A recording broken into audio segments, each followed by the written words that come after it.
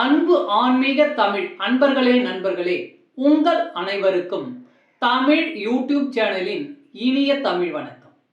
தாய்மொழியால் இணைவோம், தாய்மொழியை வளர்ப்போம். வாழ்க தமிழ், வளர்க தமிழ். நமது சேனல் ஆன்மீக பதிவில் 12ஆம் நூற்றாண்டில் சேக்கிழார் அருளிய 12ஆம் திருமுறை சைவ காப்பியமுமான பெரிய புராணம் என்ற திருத்தொண்டர் புராணம் என்னும் நூலில் உள்ள அனைத்து பாடல்களையும் பரம்பொருளான சிவபெருமானின் அருளாசியுடன் ஒவ்வொரு பாடலையும் தெளிவான மற்றும் இயல்பான விளக்கத்துடன் அளித்து வருகிறோம்.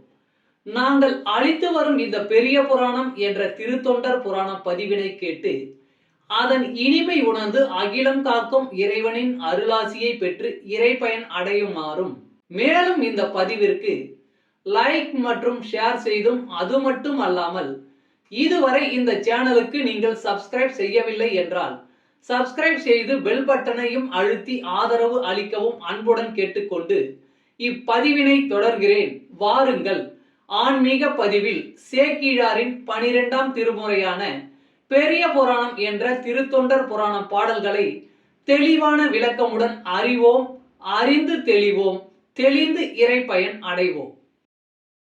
பெரிய புராணம் அல்லது திருத்தொண்டர் புராணம் என்பது சேக்கிழார் அவர்களால் பெருங்காப்பிய இலக்கணங்கள் பலவும் கொண்டதாக இயற்றப்பட்ட சைவ காப்பியம் ஆகும். சுந்தரமூர்த்தி சுவாமிகளின் திருத்தொண்ட தொகை என்னும் நூலை முதல் நூலாக கொண்டும், சுந்தரமூர்த்தி சுவாமிகளை காப்பிய தலைவராக கொண்டும், அவர் போற்றிய சைவ அடியார்களின் வாழ்க்கை வரலாற்றினையும் இந்நூலில் சேக்கிழார் விவரிக்கிறார்.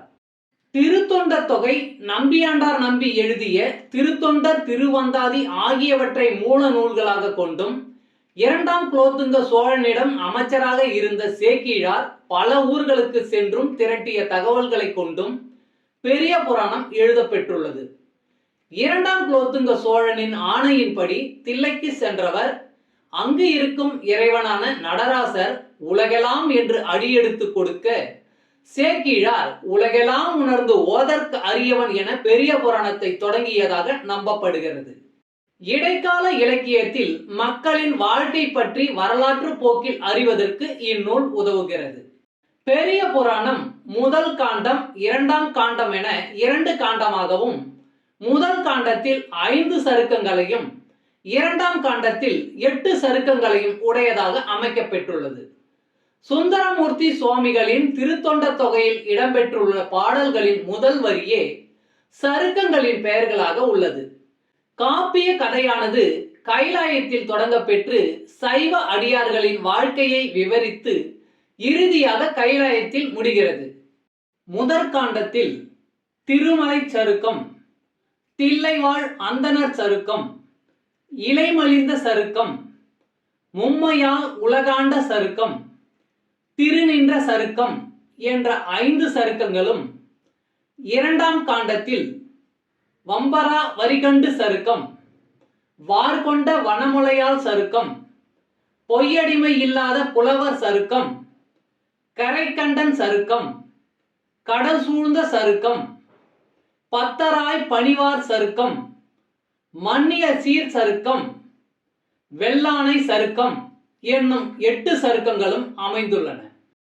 இந்த 13 சருக்கங்களிலும் உள்ள மொத்தம் 4286 பாடல்களையும் ஒவ்வொரு பதிவிலும் ஒவ்வொரு பாடலாக தெளிவான மற்றும் இயல்பான விளக்கமுடன் கேட்டு இறைப்பயனை அடைய உள்ளோம். பெரிய புராணம் 56. காவிரி உழவர். உமை சிவனடியார் போல் காவிரி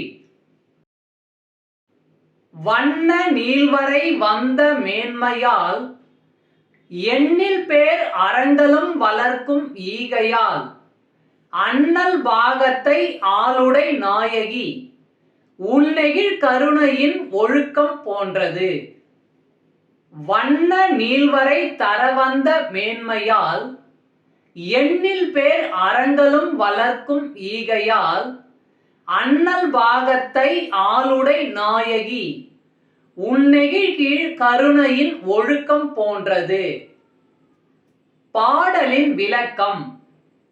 மலையில் பிறந்ததாலும் அறம்பலர்க்கும் கொடையாலும் கருணை ஒழுகுவதாலும் பொன்னியாறு உமையம்மை போன்றது.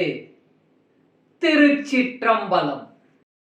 தமிழ் அன்பர்களே, நண்பர்களே, இன்றைய ஆன்மீக பதிவில் சேக்கிழார் அருளிய சைவ காப்பியமான பெரிய புராணம் என்ற திருத்தொண்டர் புராணம் என்னும் நூலில் உள்ள பாடலை தெளிவான விளக்கமுடன் உங்களுக்காக அளித்ததில் நான் மிகவும் பெருமை கொள்கிறேன். இப்பதிவில் அளிக்கப்பட்ட சைவ காப்பியமான பெரிய புராணம் என்ற திருத்தொண்டர் புராணம் பாடலின் விளக்கம் யான் அறிந்து கொண்டவை.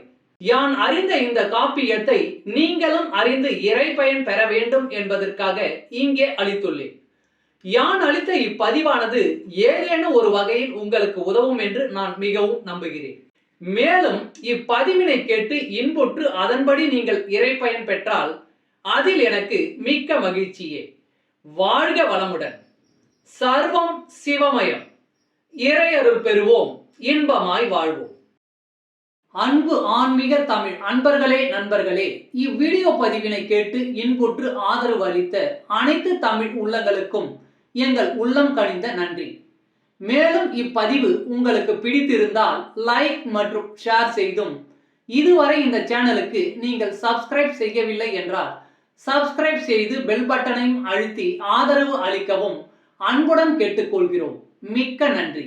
அடுத்த பதிவில் உங்களை விரைவில் சந்திக்கும் வரை உங்களிடமிருந்து விடை பெறுவது தமிழ் யூடியூப் சேனல்.